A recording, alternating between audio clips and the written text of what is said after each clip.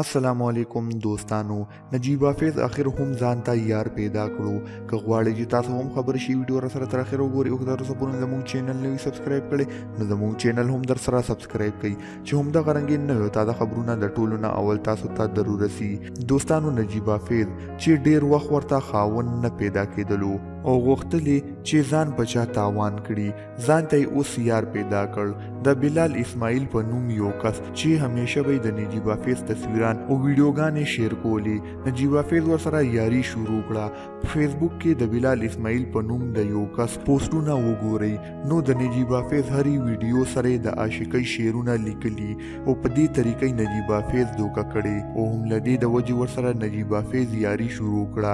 د دې خبرې معلومات هله وشو چې کله نجیب حافظ د بلال اسماعیل د وال هغه ویډیو شیر کړه چې د نجیب حافظ تصویرانو سره عشقي شعرونه لیکلي وو. په کمنټ کې ترې خلکو تپوسونه کړي وو چې دا څوک دي.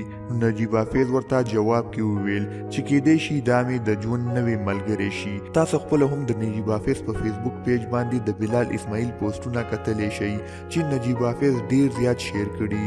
دا و زموږ نننۍ ویډیو. تاسو د بلال اسماعیل او د نجیب حافظ د دې یارۍ او دوستۍ باره کې څه ویل غواړئ چې دا به د دې په رښتې کې بدل شي یا نه؟ موږ ته په کمنټ کې خپل رای ضرور راکړئ. تر بلې ویډیو مو په لوی الله سپارم.